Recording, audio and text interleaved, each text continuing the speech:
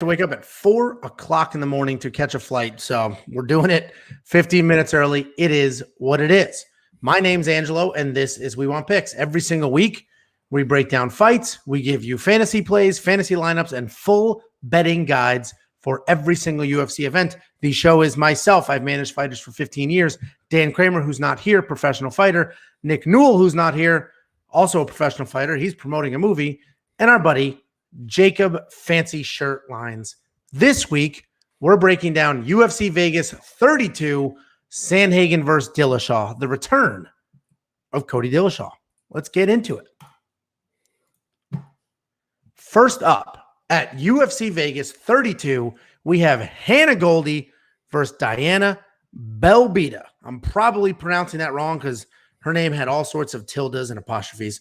Anyway, Diana is 13-6 overall, 3-2 in her last 5, coming off of 2 losses. Hannah Goldy 5-1, coming off of the only loss of her career. This is a weird one, man. This entire card is full of tricky fights, live underdogs, crazy DraftKings prices. This is one of the weirdest cards we've had in a long time.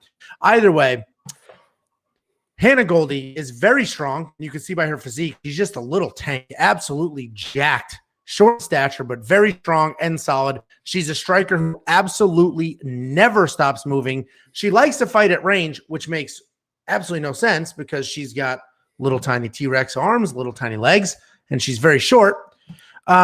She doesn't have any real power, but she's incredibly busy. This is a really tricky matchup for her. Diana Belbita has, on paper, a ton of experience, but if you start digging into those fights, they're not the best, right? She didn't have the toughest road. It's a good amount of fights, obviously, way more than Hannah had, but I would not say it's the highest caliber of opponent.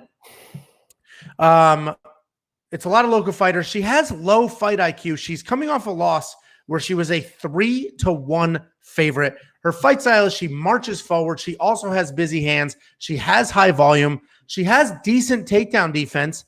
And she's going to be tremendous compared to Hannah Goldy. Much, much larger. Jakey boy, what are your thoughts here? Yeah, that was a slap in the face saying she didn't have any competition because she fought my girl Ariana Lipski. And she got submitted by her, which is not a great sign because Lipski, we saw in her last fight, she's a fantastic kickboxer and just got absolutely mauled, couldn't get off her back. So I don't think that's a good sign for Diana, but at the same time, Hannah Goldy, you mentioned, she's a physical presence. And if you look at her Instagram, which I have done multiple times in the past few weeks, she's even more shredded than she even looks like, even in this picture. I mean, she's just absolutely shredded. So I don't know if maybe she, started a new cardio program or what the deal is with that, but she is absolutely jacked, absolutely shredded. I did watch a grappling match with her. She looks pretty green on the ground. Even like the transitions that I would normally see, just like in even novice people, it seemed like she didn't really know what was going on. So this fight is so tough to pick because I don't think either one of them are very good anywhere. So I'm going with Diana just because there was one fight where she came out with a fox draped over her. I can't remember what her nickname is, the Warrior Princess. So she literally had a fox draped over her, a dead one, and was holding like a spiked hammer as she's making a walkout. So I said, okay, well, that's enough for me. So I have her winning, even though I don't think she's like head and shoulders above Hannah. Well, I guess in height-wise she might be, but it's a tough. Yeah, she's literally head and shoulders above her. It's a tough pick. I could see it going either way. I don't think either girl is that great, but I'm going with Diana literally just because she walked out with a fox draped over her shoulders. No, and listen, this is absolutely a pick 'em. These odds are ridiculous. This is a pick 'em because Hannah Goldy, very like when you look at her, she looks incredibly strong, and she is strong, but she doesn't really have knockout power. She doesn't use that physicality to like ragdoll people. She kind of is just very busy. She's in fantastic shape, so she doesn't really tire, but she's very busy. Pepper, high volume, not great anywhere. So, this is absolutely 100% a pick 'em fight. Do not bet on this fight because at plus 155, she's not even a big enough underdog to really let that fly. So I also have Diana Belbita winning because I'm definitely saying that wrong, but her takedown defense is very solid. She's just as busy and she's much, much taller. I am not a Tapology guy, meaning a lot of these people will look at Tapology, oh, the reach, and then they'll, they base the fight off of that. I don't typically do that. In this case, the reach is a big deal.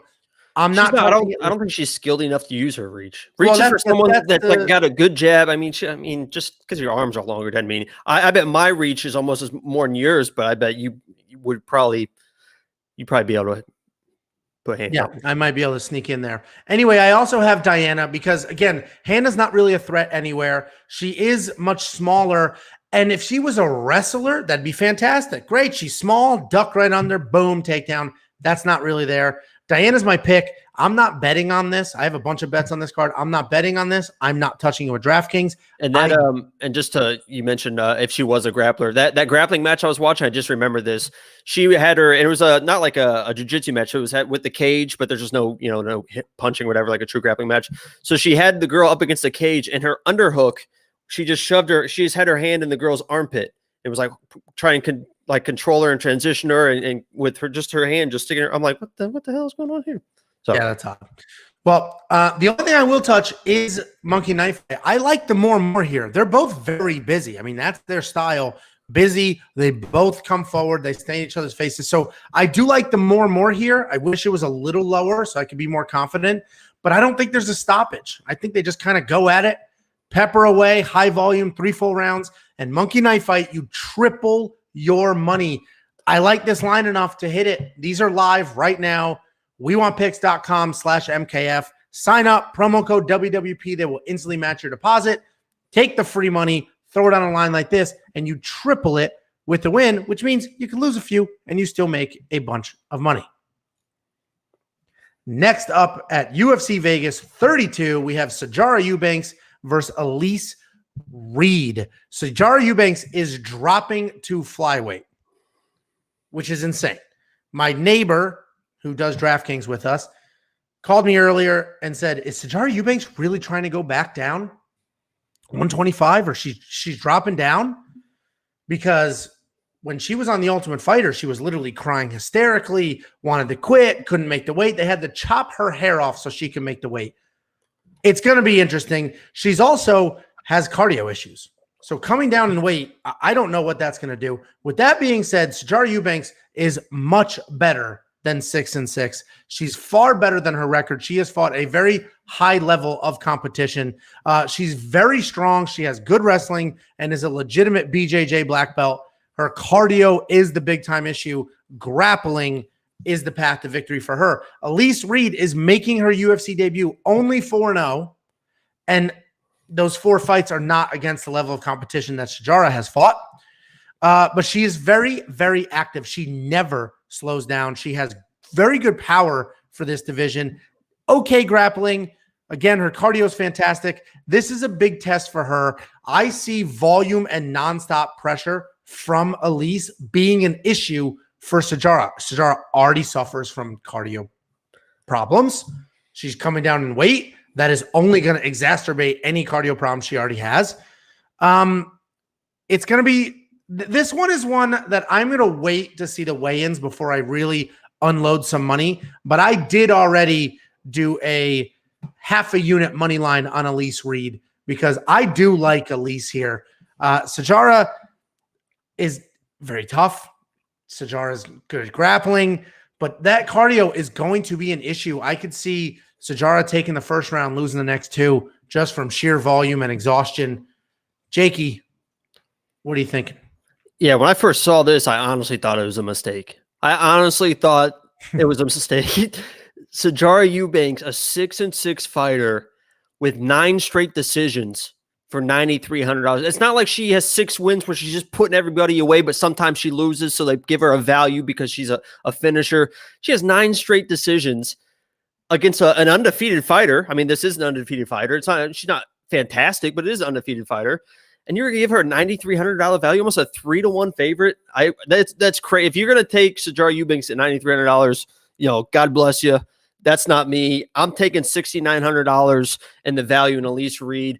I've seen some tape on her. If she gets on top, I don't know if she can against Sijara Eubanks, but if she gets on top, she's nasty when she gets on top. And that's where she kind of wants to be, which might be a problem against Eubanks because Eubanks is a pretty good wrestler.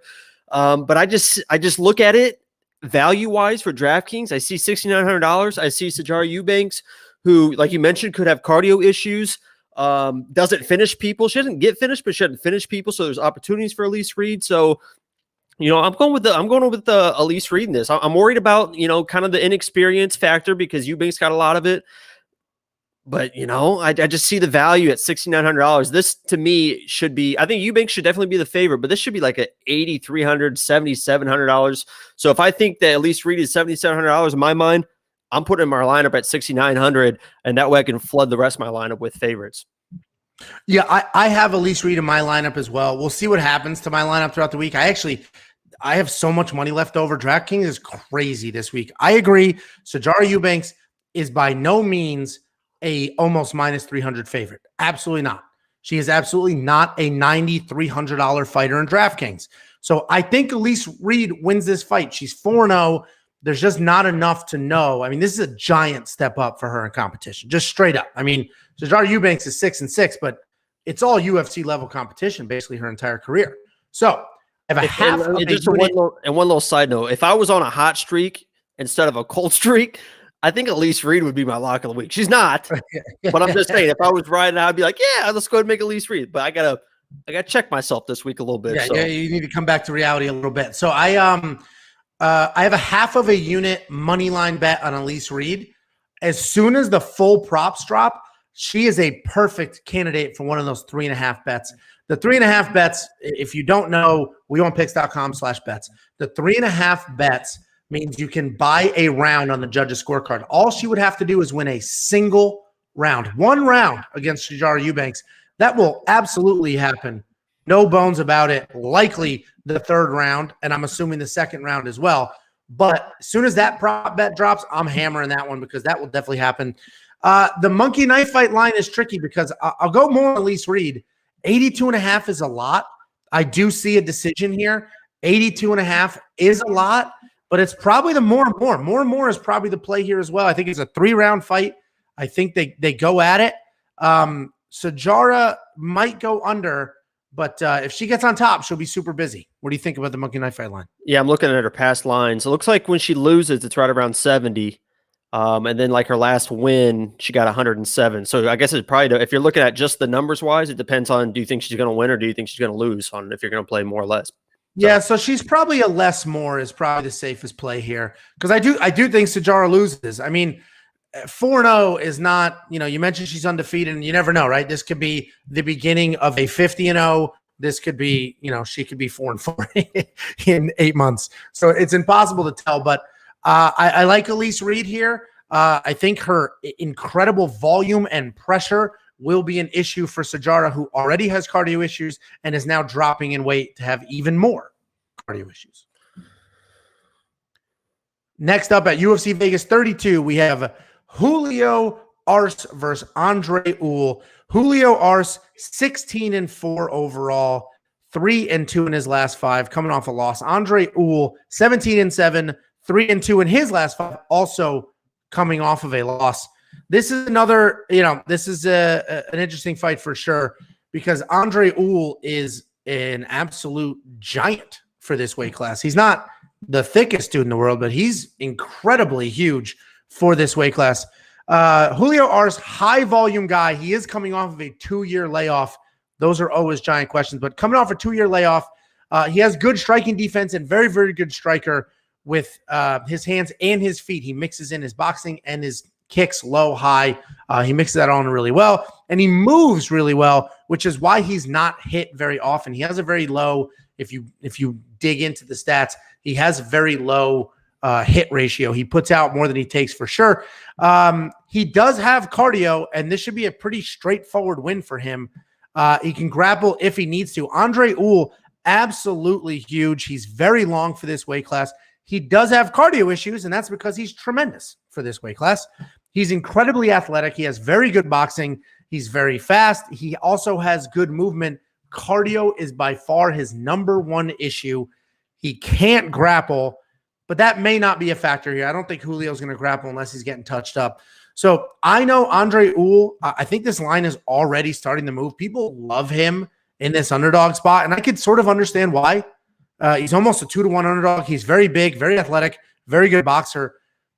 Cardio is a problem here, and I think that will be his demise in this fight. But what do you think? Fix your lights and then tell me what you think. Do what? Yeah, your lights are going crazy. I was just messing with you. What do you think? It's the TV. It's my newly mounted TV. So when the commercials come on, it flips back and forth. So it's big. It's 75, 78 inches, something like that. So yeah, that room's not even 7, 8 inches wide. Yeah, Andre Ewell. I'm in that camp of I love Andre Ewell. I don't love him in this fight. Julio, you mentioned that Ewell is a bigger guy. Julio is actually coming down in weight. He's had that layoff, but he's actually coming. He's usually a featherweight guy coming down to bantamweight. So Andre won't be as big as he normally is against the bantamweights. Julio is a Golden Gloves champ, so I don't think Andre's going to outbox him. His last two losses are split decision losses, so it's not like he's getting beat up. Those are close though, because those could have went either way. He's never been KO'd, which I think would be Andre's only way to victory. And if you've never been KO'd after 20 fights, there's a good chance you probably aren't getting KO'd. Like you mentioned, the head movement, he is a boxing champ. So I do want to ask you, there was this one that there was an old grappling match I was watching, him versus Shane Burgos, because I wanted to see, that name caught my eye because we love Shane Burgos, and I wanted to see how good his grappling was. They were doing like some wild, like just have fun grappling that I've never seen before, where they were just tumbling over each other. And then one would like kind of submit and then they roll out of it. I've never seen that before in my life. And it was the most beautiful. Was there like was there a referee or they were just drilling? No, it was like, it was at a tournament and stuff. And there was a ref, but it's like, you could tell they weren't trying. They were having fun. Yeah. But it was like they would roll, one would roll and like start working a submission. Then they would like let them roll out of it. They're literally just like in one ball, just moving as one. It was the craziest thing I've ever seen. But yeah, it was a wrestling match for Shane Burgos. We love Shane Burgos. So he definitely can if he needs to. But I think he's going to have no issues with Andre in this fight. And that's why Julio is in my lineup. Oh, I didn't go that far. Julio is my pick. And bet-wise, I think Andre Ewell 3.5 is a decent bet. I just talked through what that is. You basically buy one single round on the judges' scorecards. So you can lose you buy 3.5 points on the judges' scorecards. So you can lose 2 rounds. As long as your fighter wins 1 round, you win your bet. You're only going to find that at wewantpicks.com/bet. I think he can take the first round when he's fresh and he's long and the range is trying to get figured out. He's super fast. I think he can win the first round. And Julio's been out for 2 years. I think the first round, there's going to be some adjustment periods. It's going to be a little tricky for him to get in there, find the distance, gauge it. The first round, Andre Ewell should win. Then he'll fade. Julio will hit a rhythm, win the next 2 rounds, but I don't see Andre getting put out. So I love that 3.5 bet here. It's not dropped yet, but as soon as it is, I will probably hit. I didn't touch it for DraftKings, but you definitely did. Monkey Knife Fight. Oh, man, is this another more? I would say so. It's going to be a pure boxing match. Julio's never been knocked out, and he doesn't really have like big knockout power. So I would say it's probably a more. Yeah, I think more is the play here. I would agree with that. I mean, that's not the highest. It's a high line, but it's not crazy for a couple of smaller dudes. So either way, wewantpicks.com/MKF if you want to triple your money.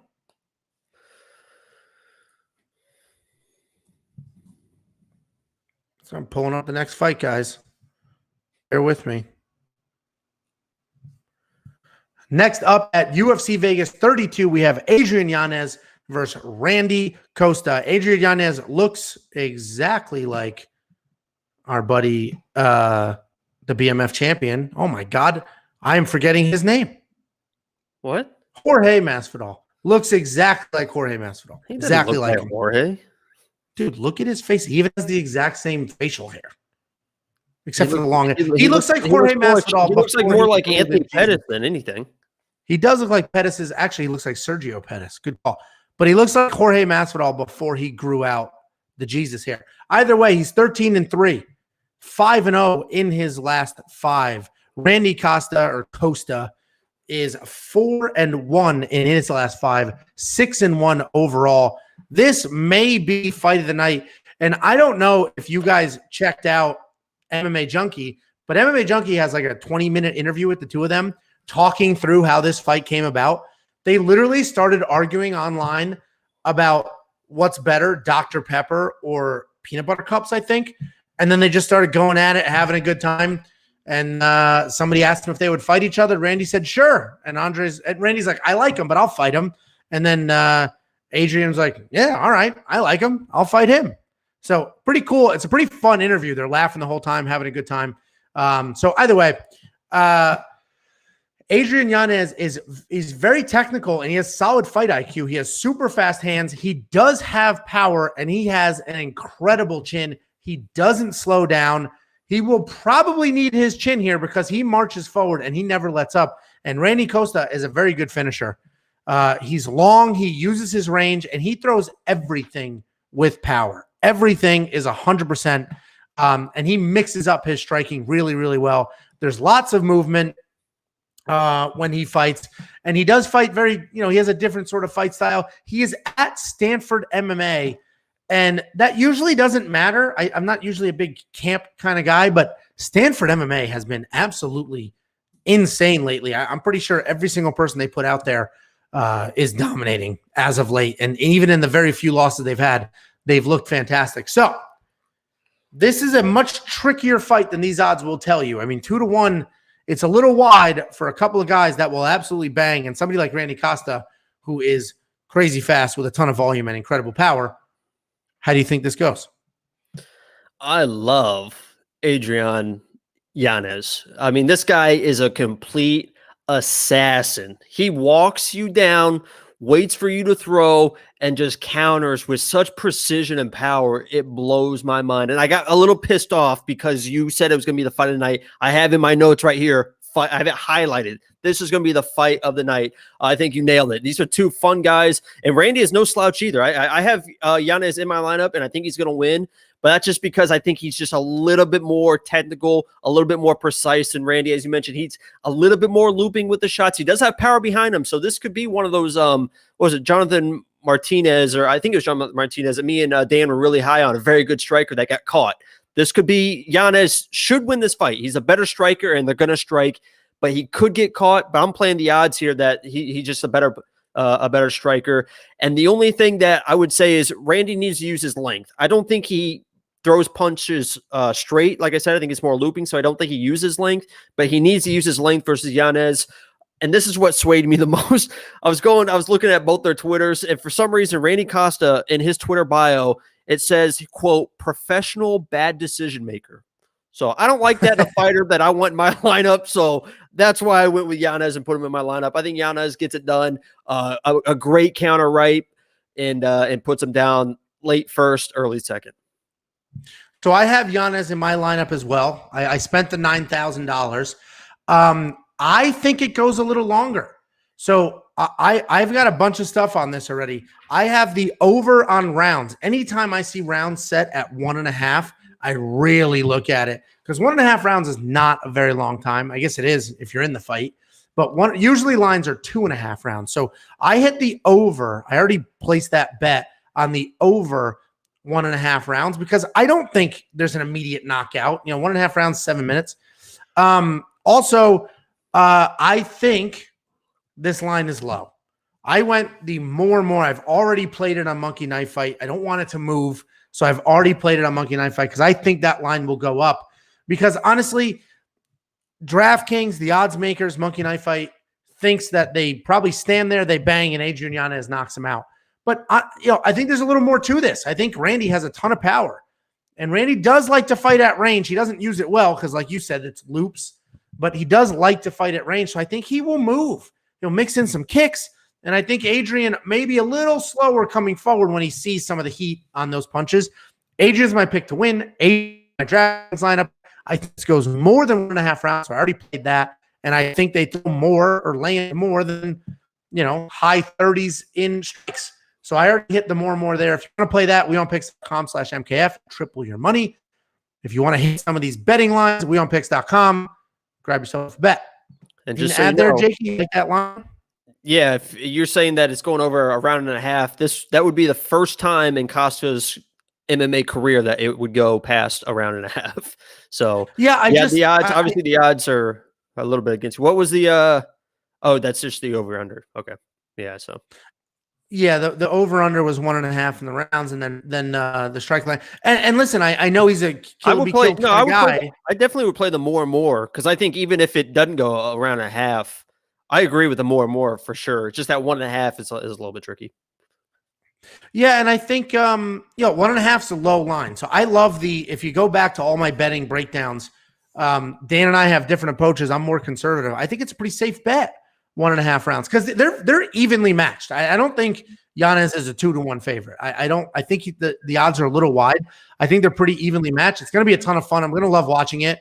And hopefully, best case for me is they land 40 strikes each. Adrian Yanez knocks out Randy Costa at end of the second round. That's best case for me. I'll hit my DraftKings, I'll hit the monkey knife fight, and I'll hit my bet. Either way, this one really should be right. Next up at UFC Vegas 32, we have Ian Heinisch versus Nassourdine Imavov. Ian Heinisch, 14-4 overall, 2-3 in his last 5. He's had a rough go at it. Can I just do something real quick? Because I don't know if anyone knows Ian Heinisch's story. So I want to read his Wikipedia real quick, and I swear to God, it's worth it. Because if you don't know his story, I knew part of his story, but then I read this, and it's the most ridiculous thing I've ever heard. So I'll read it real quick. So he won a Colorado State High School Championship and was All-American twice. This is in wrestling. He went on to wrestle at North Idaho College, but dropped out of school and originally moved to Vancouver, working as a door-to-door salesman before being deported for working illegally. Okay. Upon returning to the United States, Heinisch started selling ecstasy pills to keep up with his lifestyle after his parents lost their house and got divorced. He was arrested for selling 2,000 ecstasy pills and headed to Amsterdam to avoid a jail sentence after meeting bail. He ended up working in a bar in Spain and sleeping on a beach for 3 months. Not long after, Heinisch started drug trafficking from South America to Spain and got caught on one of his trips when a Spanish immigrant officer found 1 kilo of cocaine on him. Heinisch ended up in prison at Canary Islands. He taught himself how to speak Spanish by reading a Spanish Bible with an English dictionary and taking up boxing. After he finished serving his prison sentence in Spain, Heinisch flew back to New York, where he was apprehended upon re-entry to the U.S. for fleeing the country back in 2009. He finished his sentence at Rikers Island and then started his MMA career. Jeez, Rikers, a drug trafficking wrestler with a ridiculous picture that did some time at Rikers. Ian Heinisch. Nassourdine Imavov is 9-3 overall, 4-1 in his last 5, coming off of a loss to Phil Hawes. And if you remember that Phil Hawes fight, that was the one fight where Phil Hawes had some cardio and he really put it together there. It's an interesting matchup. I think it's a tougher pick than a lot of people think. Everybody thinks Ian Heinisch is going to come in here, wrestle his. I think it's a little tougher than that. Ian Heinisch, lots of pressure. He has very fast hands. He does rely on his strength quite a bit, and he can wrestle, as you just heard in his insane Wikipedia breakdown. He has fought absolutely, without a question of doubt, the higher level of competition, which explains why he's 2-3 in his last 5. He's the better grappler. He's pretty good everywhere. This is basically a reset fight for his career. Basically, the UFC saying, okay, all right, maybe we pushed you a little too far. Let's give you Nassourdine Imavov, and we'll figure out where you are. If you could beat Nassourdine, then great. You're one of these guys that we can probably push, and we can do something with you. If you can't beat Nassourdine, then you're on your way down, and you're like keeper, and we'll do a Nassourdine.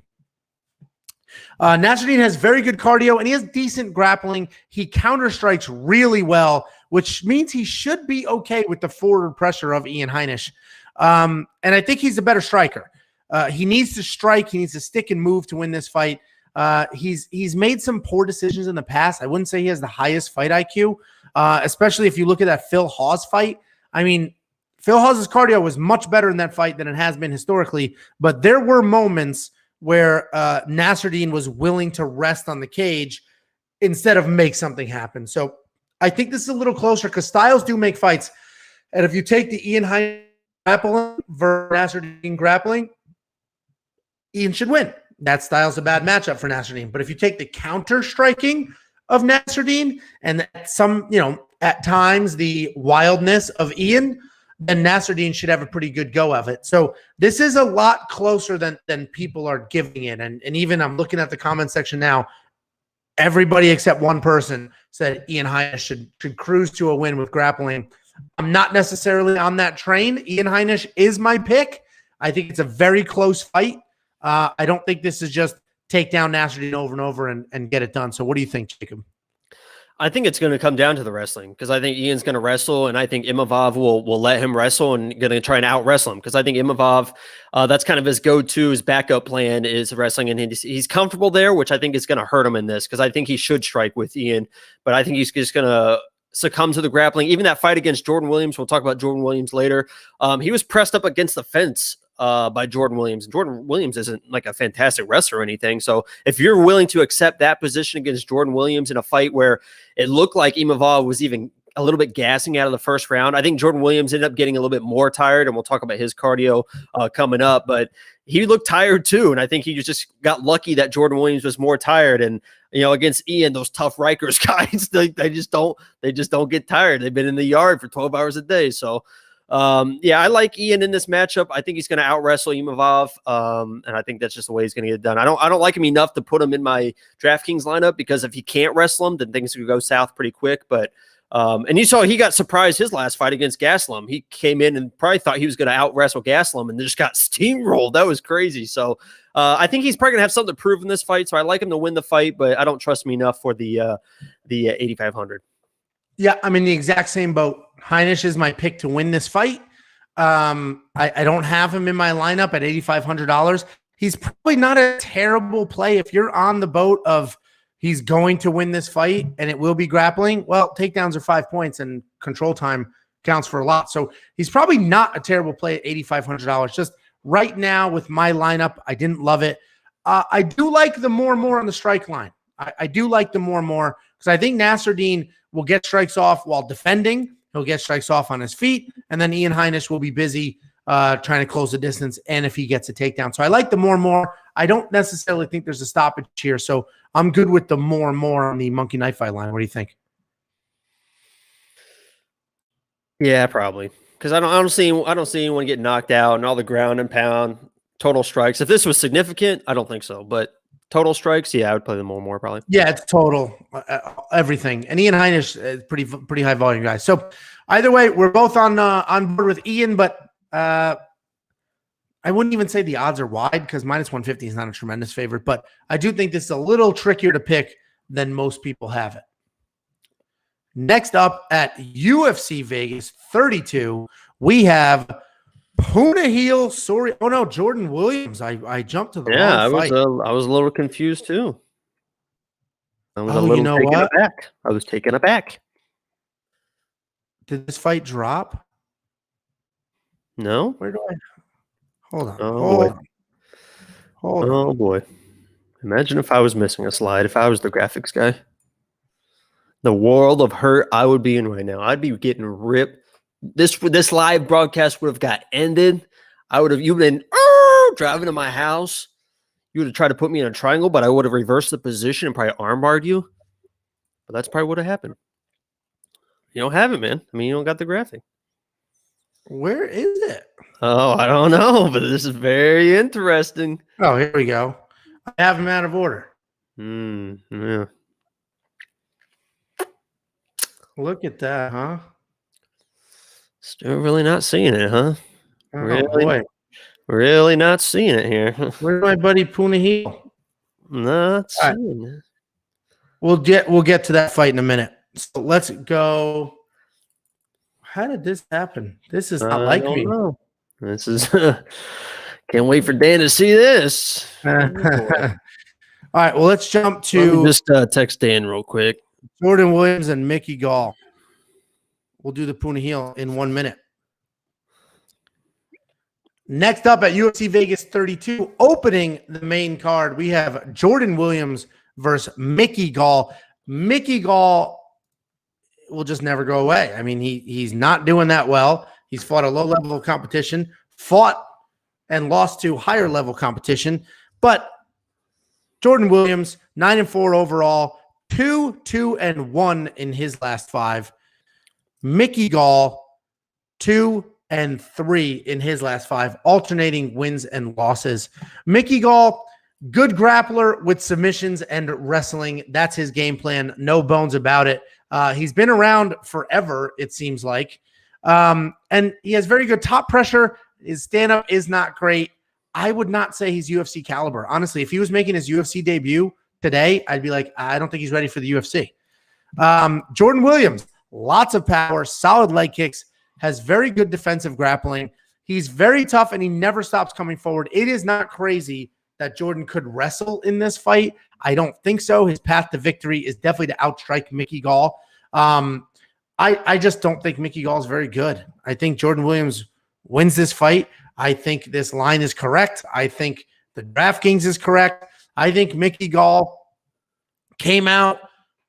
Who did he beat? Was it Sage Northcutt, or was it the wrestler he beat? CM Punk? It was one of the most talented UFC, or sorry, WWE to UFC fighters I've ever seen in my lifetime. CM Punk. Yeah, so he came out, smoked CM Punk, and was like the hero of the century.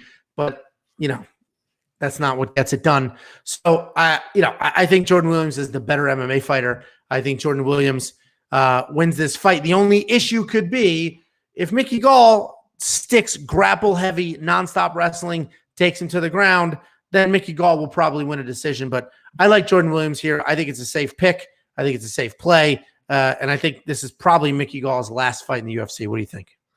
I think Mickey Gall is the more talented fighter. I mean, oh my God, is he your lock of the week? He's not the lock of the week, thank God. But if you watch that blast double that he shot on CM Punk to start that fight, that's what he needs to do. Listen, I think Jordan Williams probably should win the fight, but Mickey Gall is very talented on the ground. Like on the ground, submission wise, he's very, very talented. For some reason, he hasn't really gotten there. He doesn't have great takedowns. Like I mentioned, I make fun of that blast double against CM because it's CM Punk. It was very easy, but that's what he needs to do. He just needs to shoot and shoot and shoot because we've seen Jordan Williams get tired. Listen, he's a type 1 diabetic, and that, I mean, whether you like it or not, it affects you. I mean, that affects you in a fight. And I actually looked at his Instagram the other day, and he's was talking about how he manages it, and he had like a breakthrough with his doctors recently to be able to manage his insulin in training and stuff. So hopefully he comes fully prepared and he's good to go and healthy, and hopefully he has found a good solution to being a type 1 diabetic. But it affects him. You've seen him affect him before, and I think he's got cardio issues because of it. It's not really his fault, obviously, but I think Mickey Gall comes out. He knows he's fighting for his life. He's very, very good on the ground. I think he comes, shoot takedowns, eventually wears him down, gets him to the ground, and finds a submission. So I actually like Mickey Gall in this fight, and I think I ended up putting him in my lineup. Let me double check real quick. But I'm pretty sure I worked my lineup again, and yeah, Mickey Gall is in my lineup. So good for you. It's tricky. It's not the worst pick in the world. I just don't think Mickey Gall is very good. But if he does come out here, Mr. Grapple, and grapples heavy, wrestles hard, and just sticks to that, doesn't even mess with the striking, he could definitely win that decision. What do you think of the monkey knife fight line if that's the direction you're going? Probably more and more. Well, I don't know. That's tough because Mickey's not. He's not a try to mount you and TKO you type of grappler. He's a submission grappler, so he's just going to keep working. There might be a lot of shots though, soften him up to work for those submissions. So I think it's probably more and more. It's probably the safe play, just because. Man, that's a tough one. That's a tough one. I think it is a line. I'm not. I probably won't touch it. I do agree with you. Either way, if you're confident in that line, WeWantPicks.com/MKF. I don't have any bets on this. I don't have any plays on this. It's a little too many unknowns here, and it's not a high enough level fight for me to have any real confidence in. Either way, this is the main card opener. All right, well, I figured out what I did wrong. I did that. I did this fight twice. So let me go ahead. We'll move to the Punahele fight. Let me do presenter view.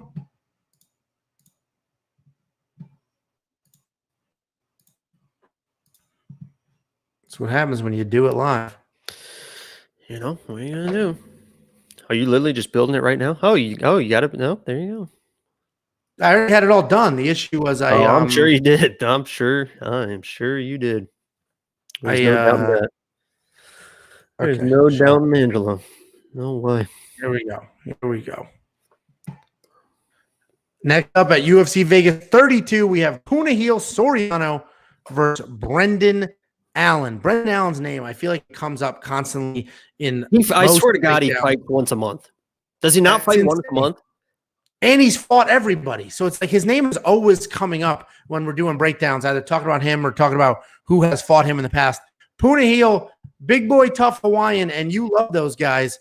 8-0, which means he's 5-0 in his last 5. Brendan Allen, 16-4 overall, 4-1 in his last 5. Punahele, this is striker versus grappler. Punahele has a ton of power. He can put anybody out. He needs to do more than just look for a KO, though. He can wrestle as well. He has a touch of wrestling in there. But if he gets taken, will be path is to make sure Brendan Allen pays for everything on his way in and uses physicality and his power. Brendan Allen, he is another move to Stanford MMA guy. BJJ black belt. He does have low kicks. He has very good takedowns. He's very tough. He's very tough on top. He is fast. He has high fight IQ. And if I'm him, I chop Soriano's legs out. I remove that power, and then I grapple hard. This is a really hard pick. Everything on this screen is correct, right? DraftKings basically said it's a pick 'em. The odds have it as a pick 'em. The strike line has it as a pick 'em. The only thing I am confident in is the over 1.5 rounds. I already bet that 1.5 round lines I love. I usually over. That's basically saying Punahele is going to knock Brendan Allen out. Because I don't think Brendan Allen takes him down and submits him in 1.5 rounds. I mean, Punahele is big, strong, has some wrestling in him. So I'm not going to get my pick just yet, but I do love the over 1.5 rounds here. What are your thoughts? Yeah, Soriano really burnt me last time because his last fight, I think I picked that Dusko or Dusko, or however you say his name. And yeah, I think he got like 4 or 5 knockdowns in that fight because Dusko was tough, really tough, but just had his hands down. And so it made Soriano look great. I think Soriano is very, very good. He mentioned he is one of those tough Hawaiians, man. I do love those tough Hawaiians. Every single one of them is tough. It just doesn't make any sense, but yeah, but I think he's a good fight. I don't think he's as good as he looked in his last fight, if that makes sense, because Dusko is just a guy that kept his hands down and got caught a bunch. And Brendan Allen can kind of get lured into striking matches. He definitely should grapple in this matchup, but he'll get lured into some striking exchanges. So I think if Soriano can get that out of Brendan Allen, I think he can win the fight. But I think Brendan Allen wins the fight with his grappling, with his submissions. But I'm not picking against Soriano again. Listen, he burned me. He's a Hawaiian. There's no way I'm picking Brendan Allen in my lineup. So I think Brendan Allen probably finds a way to get it to the ground and submits him, but not enough to put him in my lineup. Even though I think that Brendan Allen, $8,000 is pretty decent value with the grappling involved, but I just don't trust him enough for the 8,000. And I love Brendan Allen. I always love Brendan Allen. I think they're both a great value because Punahele can take Brendan Allen's head off, knock him out cold, and what a great deal that was at $8,200. Brendan Allen could come out there, just take Punahele down, dominate, control, submit.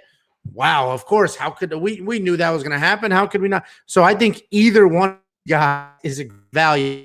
That's the lane you're in. I don't know what lane I'm in yet. I mean, honestly, this is a really hard fight to pick. So much power on one side, high fight IQ and grappling on the other side. I typically lean towards grapplers because grapplers can control where the fight goes. If he wants it to the ground, he could take it to the ground, where Punahele doesn't have that luxury. He has to keep it standing. So Brendan Allen's probably the safer pick because of the fight IQ and the ability to control where this goes. I may do a Punahele, stoppage, decision, no action, same type bet I just did with Misha Tate. See what those odds are. But I do love the over 1.5 rounds. I don't think Brendan Allen gets knocked out in 7 minutes. He may, but I don't think that happens. And I don't think Punahele gets submitted that early. Either way, interesting fight. If Punahele wants to win this, he needs to make Brendan Allen pay for everything on the way in. And if Brendan Allen wants to win this, he needs to chop Punahele's legs, limit that power, and shoot some takedowns. And Brendan Allen has a win against the most talented man in the UFC. So that's saying something. I'm not even going to ask who it is. It's Kevin Holland. Either way, should be a fun fight. It's definitely a game of chess here because both of them are going to be really worried about what the other person's going to do. And because of that, this line is stupid hard. Stupid hard. I think it goes over 1.5 rounds, but I like the less here. I like the less. What do you think? Yeah, probably less. You know, Soriano has, of his 8 wins, 7 are first-round finishes. So there you go. Yeah, over the 1.5 is basically because of how tough Brendan Allen is. He's tough, he's diverse, and he's not stupid. He has high fight IQ. He's not gonna. I don't think he's gonna trade. I think he's gonna be ducking and shooting pretty quick. Huge fight IQ. It's solid enough, Jacob. All right. Either way, this should be an interesting fight. We'll see what how the odds play out later in the week. Maybe I'll make something happen. For now, I like the over 1.5. And the under on Mikey Nice Strike. That sounds like it's contradictory, but I do think it goes a little longer because I think Brendan Allen is going to keep his distance, get a takedown, sort of control, ride it out, and try to avoid some big shots. Let's shut that down, bring up our original screen, and then we are back to business. See, you adapt, Jacob. It's all about adapting.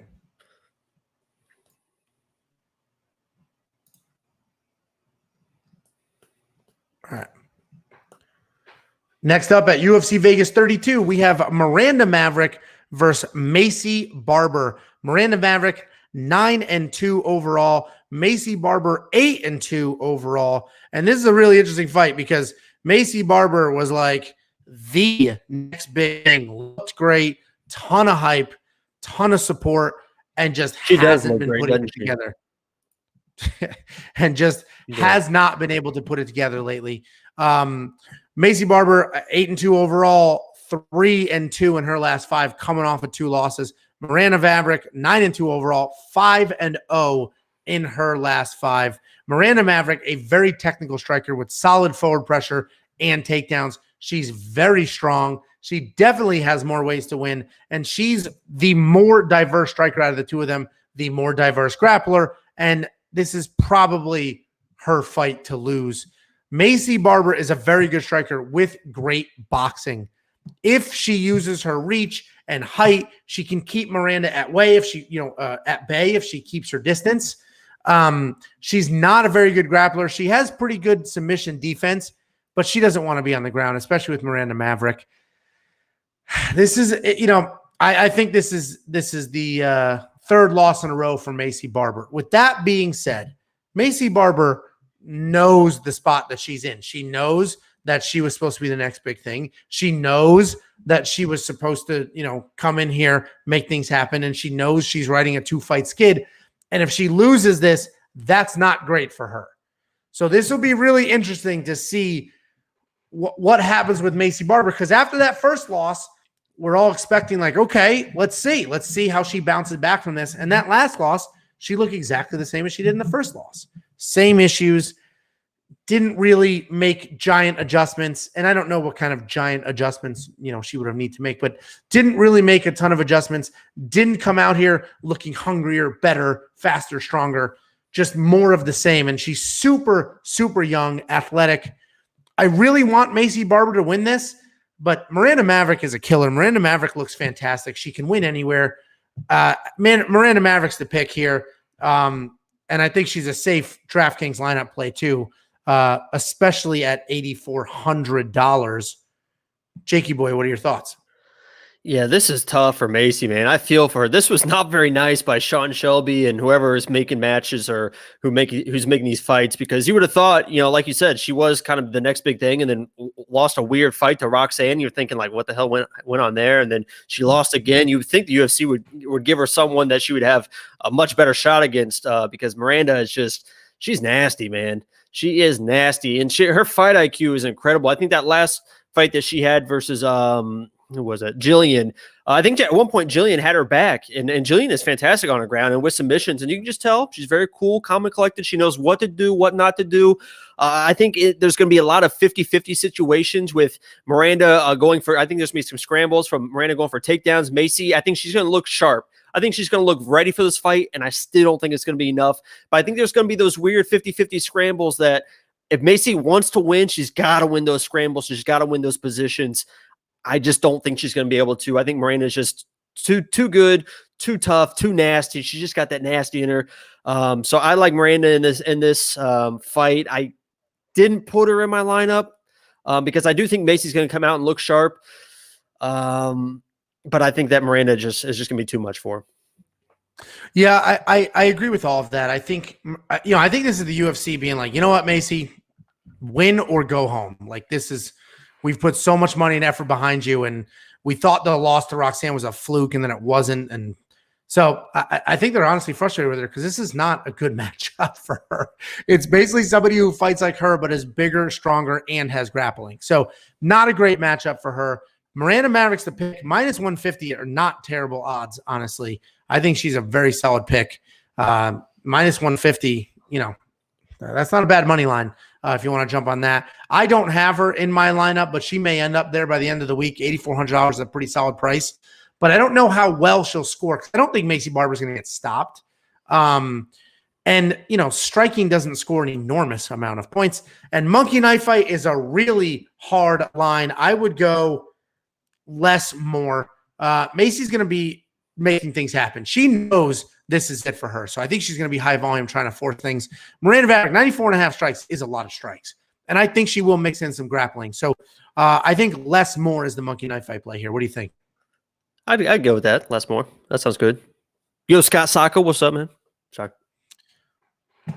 We don't talk to the live chat when we film this. That's a new guy. Come on, it's a new guy. And re-upload it. Either way, we're both going Miranda Maverick. I like the less more monkey knife fight. We like her in DraftKings, but neither one of us have her in DraftKings, which is a little odd there. And the odds are pretty solid. I think we have the same lineup again. I think Miranda Maverick's going to be -170, -180, maybe even -200 by the time this fight gets going. I haven't seen anybody in this chat or otherwise on the Maycee Barber train. Next up at UFC Vegas 32, we have Darrick Minner versus Darren Elkins. Grappler versus grappler. Darrick Minner made us a bunch of money in his last fight. This will be an interesting one. This will be a really tough one. This is sort of a changing of the guard, if you will.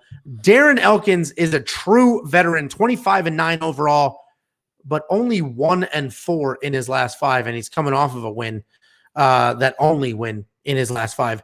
Darrick Minner, 4-1 in his last 5, 26-11 overall. They have very similar experience on paper, but Darren Elkins has definitely fought the higher level of competition. Darren Elkins is stupid tough.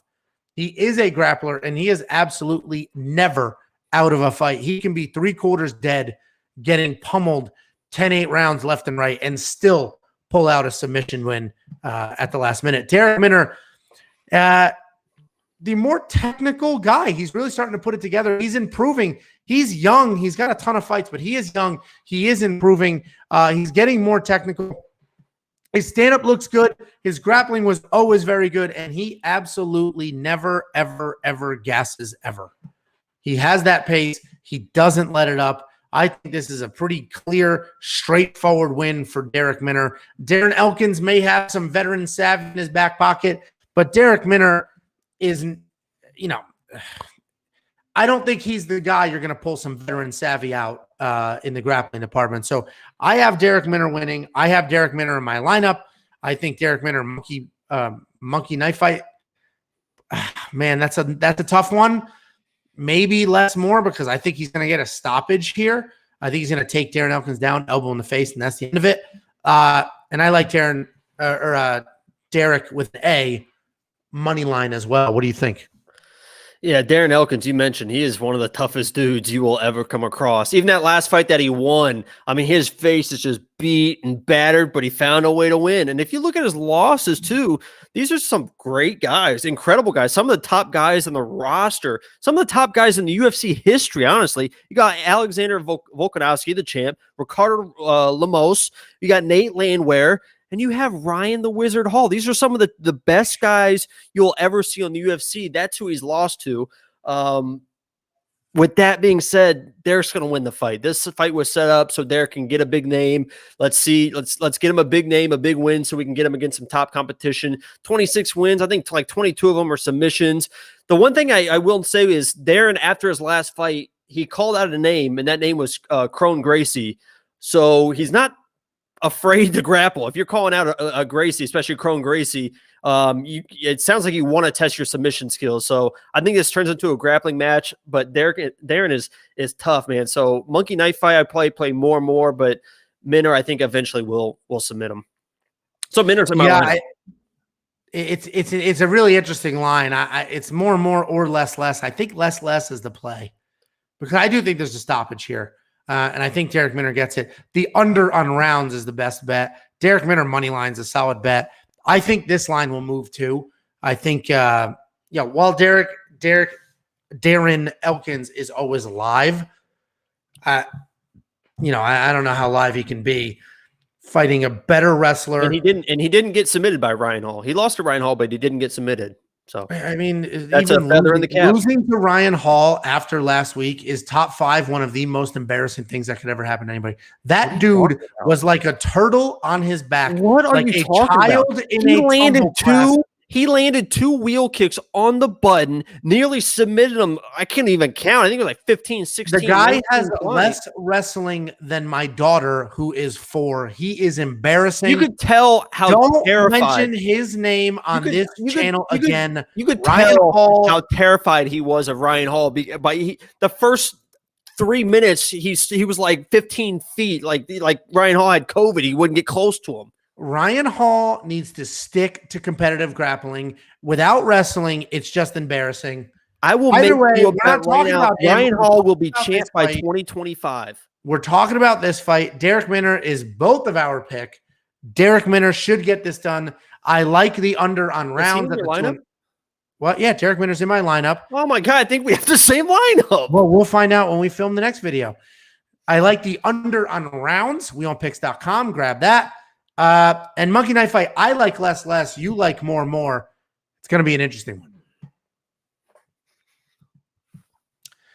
Next up at UFC Vegas 32, Jacob put his hat backwards, so I think we're at the lock of the week. Who the hell knows? Next up at UFC Vegas, oh, I know what you're going to do. You're not allowed to do that. Next up at UFC Vegas 32, we have Kyler Phillips versus Rulain Paiva. Kyler Phillips, former lock of the week, 9-1, 4-1 in his last 5, riding a 4-fight win streak. Paiva is 3-2 in his last 5, 20-3 overall. And this is a interesting matchup. Jacob's former lock of the week in Kyler Phillips is a pretty diverse striker. He can strike, he can grapple. His feet are always moving. He does a very good job mixing things up. He has submissions. He is willing to bang with people. That could be an issue. And Paiva is a good striker with some power, a good grappler with very good jiu-jitsu off of his back, which is where he may end up.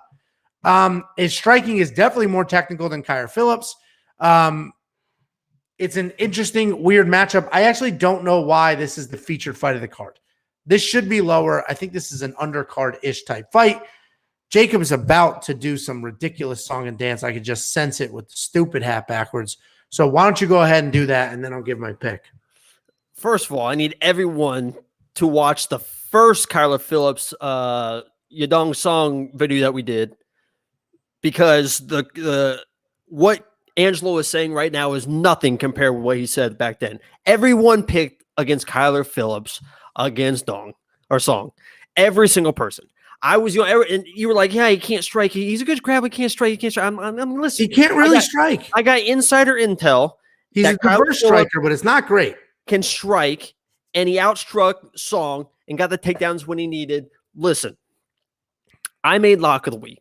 I can do whatever I want with lock of the week. If there was ever a king of the lock of the weeks, Kyler Phillips is the king. He's the number one. We were on a hot streak, and you guys were like, oh, you're an idiot. I think he was the biggest underdog at the time. He came, he won. His fight IQ is off the charts. He got the takedowns exactly when he needed. Anytime there was a striking exchange that got a little bit out of control, a little bit out of his comfort zone, he got the takedown whenever he wanted, whenever he needed to win rounds. He knows how to win. I don't care. He's the lock of the week this week. I don't care if he's a 2-1, 2.5-1 fair, whatever. He's the lock of the week. Kyler Phillips will always be the lock of the week. He's my guy. He's going to dominate. Lock of the week, Kyler Phillips for number 2. All right. So I think Kyler Phillips is a safe pick here. The wrestling is the difference for sure. The problem is, and this is short. And this is short note. Speaking of Paiva, this is short notice for him and up a weight class. He's a big 135. I think he even fought at 145 at one point, and he's really struggled to make 125. So this will be a more natural weight class for him. So he might look better, but this is still a short notice fight. So yeah, I think Kyler Phillips is a safe pick. Your lock of the week you got so shook by how embarrassing Ryan Hall was. You just went with a giant favorite for lock of the week. So I got to appreciate that. I have my two lock of the weeks. The last two weeks got finished in the first round. So we got to clean up a little bit. But Kyler Phillips, I mean, he's the king of kings. He's the locks of locks.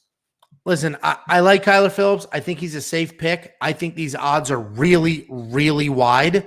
I think Paiva is much more live than these odds are giving him credit for. He's a good striker. He's a good grappler. And I think Paiva can get this done. So Paiva is my pick. This is not a tentpole pick. I'm not screaming and yelling. The odds are wrong. This is a huge underdog. I'm not doing that. But Paiva is my pick here. And if I'm wrong, I'll be wrong twice against Kyler Phillips. And just a note, because I think you like this type of stuff when you have a bunch of teammates on the card. From what I'm seeing from Jordan Williams' Instagram, Kyler Phillips, Jordan Williams, Heinisch, and Yanez are all teammates at looks like he has hashtag Factory X. So yeah, if it's good, Jim. Listen, yeah. Kyler Phillips is the safe pick for sure. And he has wrestling. I wouldn't. He has wrestling. First of all, he's a wrestler that is learning how to strike and learning very, very fast, because everyone thought he was going to get pieced up against Song. And he lost, I think, the striking numbers. He lost the striking numbers. The takedowns is why he won. But they were so perfectly timed. But in those exchanges, it was like, oh. But this is my point, is every time, and I'm talking like I'm trying to convince you guys like he's a big underdog. That's what I'm used to doing for your big favorite. You should win.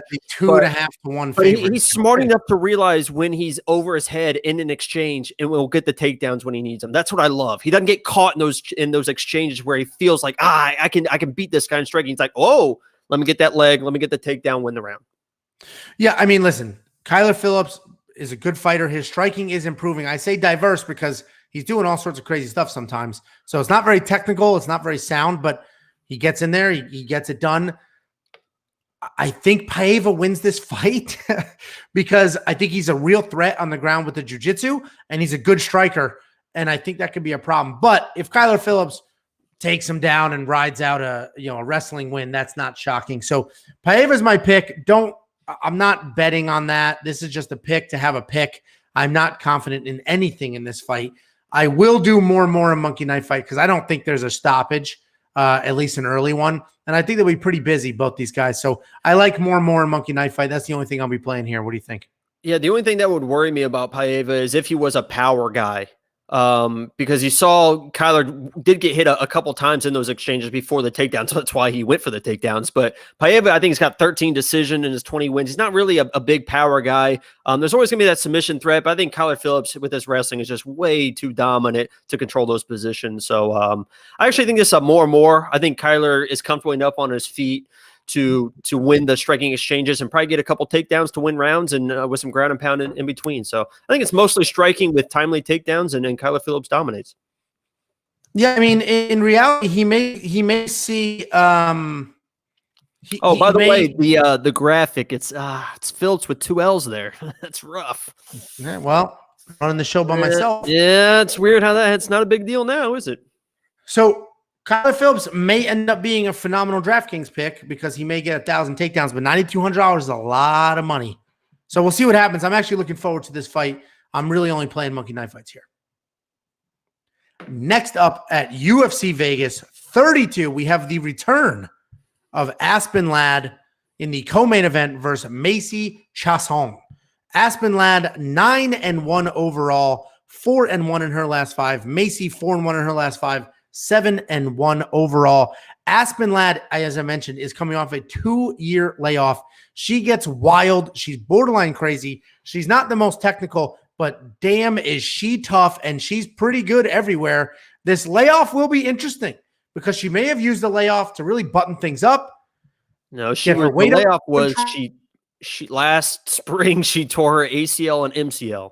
So it's her first fight since tearing her ACL and MCL.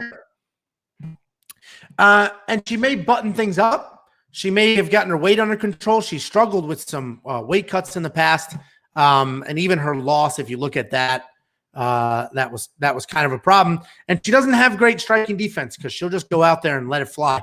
She does have power, and she is decent everywhere. Maycee is tall. She's long. She gets hit if you stay in her face. If you come forward and you stay in her face, you can absolutely hit her. When she can't dictate that distance, she has some problems. And I think that will be the difference here. I think she's going to try to circle. She's going to try to get the distance. But this is a fight night, so this is the small cage at the UFC Apex. And I think Aspen, her craziness, just going to come charging forward, making things happen, stay in Maycee's face, and I think she's going to beat Maycee up pretty good. So I like Aspen Ladd in this fight. I have her in my lineup. I wouldn't normally do that, but I do have her in my lineup. If you like Kyler Phillips, then swap her for Kyler Phillips. But I like Aspen Ladd. I have her in my lineup. I just think she gets it done. What do you think? I love Aspen Ladd. She is such an awesome person. Just like one of those sweet girls that all of a sudden the cage closes and it's like, holy shit, who did she just turn into? But I did mention the layoff with the ACL, MCL, first fight back. I will say, scouring the Instagram, that's what I do. She looks fantastic. She lost that one fight because I'm pretty sure it's because of the weight cut. She had an awful, awful weight cut. After she rehydrated, she said she felt fine, but that was a one punch, and she actually almost got that loss overturned. There was a 3-2 vote by the commission because it was an early stoppage because she got dropped, and they got right back to her feet, but Herb Dean had already stepped in, so the fight was over, and she almost got that loss overturned. That's how bad it was. After that fight, she actually got suspended by the commission because of her weight. She gained back 18% of her weight in between weigh-ins and fight night, so they suspended her because that was way too much weight. But I'll say I don't think she's going to have any issues. I mentioned last week Miesha Tate. Miesha Tate's somebody that used to struggle. She had a little time off, came in, looked fantastic. If you look at Aspen Ladd's Instagram, she looks like she's lean, ready to go. I think she comes in and probably dominates this fight. Maycee's length is the only thing that would worry me. That's the only thing that kept Aspen out of my lineup because I love Aspen, but I kept her out of my lineup first because the length with Maycee, because Maycee's very, very good as well, and she can strike. But then I learned also Maycee, when she was in high school, got shot by a drive-by. It was a ricochet bullet, but she got shot in the stomach. She said some kid just jumped out of the car and started unloading on her and her friend. I don't know how he didn't hit him, but a ricochet bullet got her in the stomach. The kid actually got like 100 years in jail for attempted murder, and he was only doing it for peer pressure. This is a little bit of a tangent, but he was like in a gang, so he was like peer pressure to do it, so he didn't even want to do it. Now he's in jail for the rest of his life. So that teaches you a lesson, kids. Peer pressure. Just say no. But I like Aspen Ladd in this fight. I think she's probably a pretty good DraftKings pick, but I just stayed away from her just because I'm a little bit worried about Maycee. Because if you watch our last breakdown against Maycee, I said that I think they're putting her up to try and challenge for a title. So we'll see which one is for real. So yeah, and I have Aspen in my lineup. The DraftKings is crazy this week, and we'll see what happens. I we'll see when weigh-ins come. I may swap some things around. But I like Aspen in this fight. I don't know if she's almost a 2-1 favorite, especially after a 2-year layoff. But I do like her in this fight.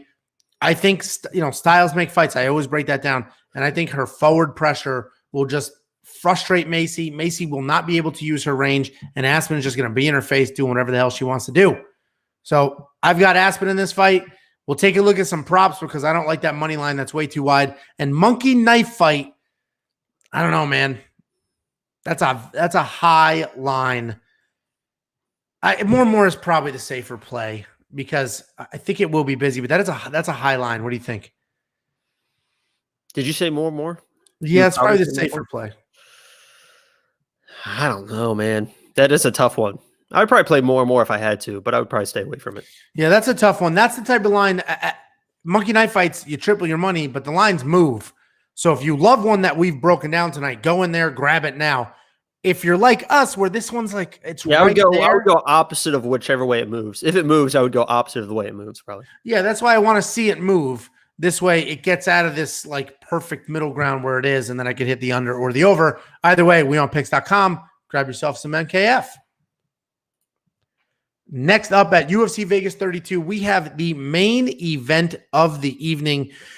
We have Corey Sandhagen versus TJ Dillashaw in his return. He hasn't fought in 2 years because of that insane USADA suspension. Little rat. Corey Sandhagen, 14-2 overall, 4-1 in his last 5.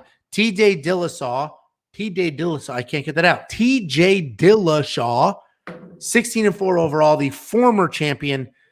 Honestly, might have went down as one of the best to do it if he just continued on that streak, is 4-1 in his last 5. His loss, Henry Cejudo. Then he got suspended because of the juice. And now it's 2 years later, and he is back, and he's a pretty big underdog here. Just a quick fact or whatever you want. So when TJ tested positive, the commission then went back and tested all of his samples all the way back, 5 fights. They retested everything because they have an A sample and a B. They went back and retested everything because the technology changes. They didn't find anything in any of the fight samples before the Henry Cejudo fight.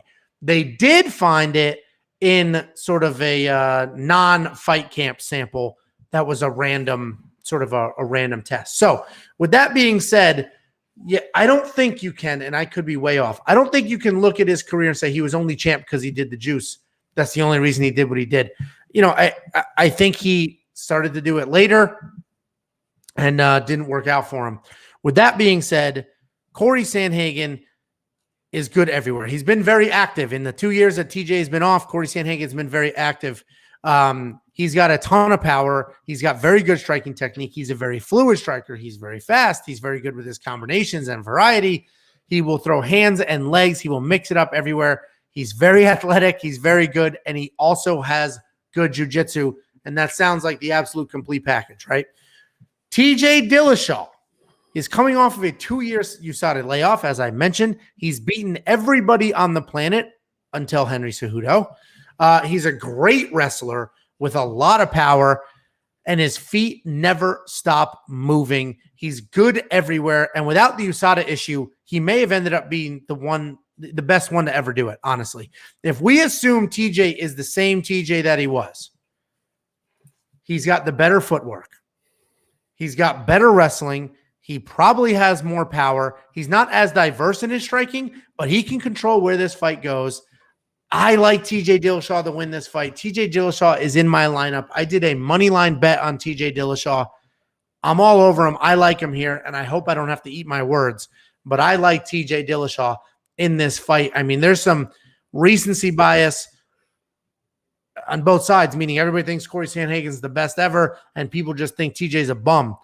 I mean, go back and watch some of those TJ fights. He was an absolute – it was a masterclass what he was doing out there. Power in his hands, great wrestling.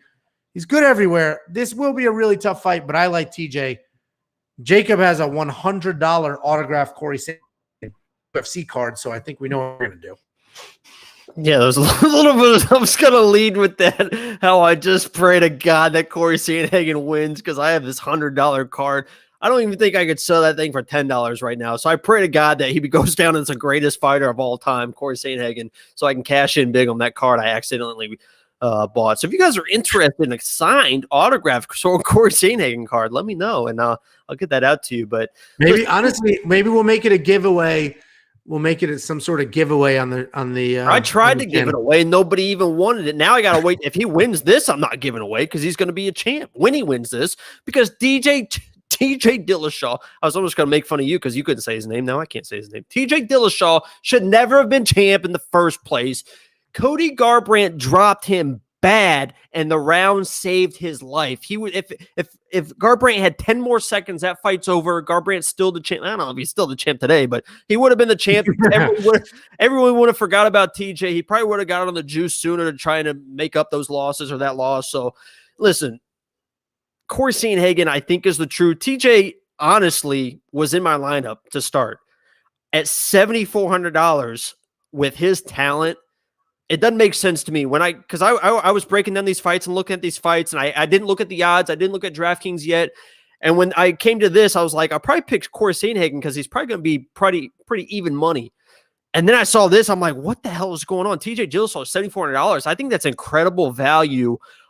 I want Corey to win. I think Corey's going to win. Corey ended up making it in my lineup just because the way I worked it out with some other underdogs. But TJ Dillashaw, $7,400 in a 5-round fight with his wrestling and he's one of the. I saw a comment on the one of the videos I was watching. Somebody said he's one of the most technical strikers, almost up there with like Valentina Shevchenko technical. That's how good he is. But Corey Sandhagen, he's just so big and so sharp and uses length that I think he just is going to find a way to finish TJ. But I think that's still some good value at $7,400. Yeah, I like TJ. I think he's got the power. He's definitely got the wrestling. I think he has enough, grappling acumen to not get submitted. And he's got a chin. We've seen him get hit and survive. Obviously, his last fight, that wasn't the case. But Henry Cejudo is probably the best to ever do it. And losses happen. So I have TJ Dillashaw everywhere. Absolutely everywhere. And I like them more and more here. I think it's an active fight. I think it's a long fight. I think it's a busy fight. I bet this line drops, though. I think everybody thinks Corey Sandhagen is going to win by knockout or submission. And I'm looking at the live chat now, and that's what 90% of you were saying. So this line will drop. When it does, I'm going to hammer them more and more in Monkey Knife Fights and triple my money. What do you think of that line? I think it's still more and more either way. I think this is definitely more and more. I think it's a very active fight. I think TJ comes out a little slow. I mean, he's had the layoff. He doesn't want to get. I mean, Corey can finish anyone at any time from anywhere, basically, with all those long limbs. So I think he comes out a little hesitant. Maybe he tries to grapple earlier, which really can make those strikes pump up because Corey will pull guard and they'll both do those little pitter patter shots. So I like them more and more here. And I honestly think this is a pick 'em fight. So TJ at plus 145, I agree. I think is great value. Yeah, I don't even think he's gonna win, and I think it's still great value. So, yeah, I mean, and I agree with you that it should be a pick'em, and if anything, TJ should be the favorite, but it should be a pick'em. He is coming off a loss, a drug suspension. It has been 2 years, so there is a lot going against him. But it's been 2 years. I'm assuming he's training the entire time. He's ready as hell. He is a mentally tough guy. So anyway, TJ Dillashaw is absolutely my pick. Jacob's going the other way. If you want a tiebreaker, we'll have to film a little bit more when Danny is back later in the week. Oh, Danny boy. Okay. Either way, that is our breakdown. Thank you guys very much for watching. If you're new here, subscribe. It is tremendously helpful and it costs you absolutely $0. If you do want to spend a few dollars, click the join button, become a member, and play in our free DraftKings league. WeWantPicks.com. Click on the DraftKings button. Join the league. It is free. And if you win it, I give you $15. I literally Venmo you $15. Yeah, someone made a good point. I forgot about this. Chael said that these guys used to spar together all the time.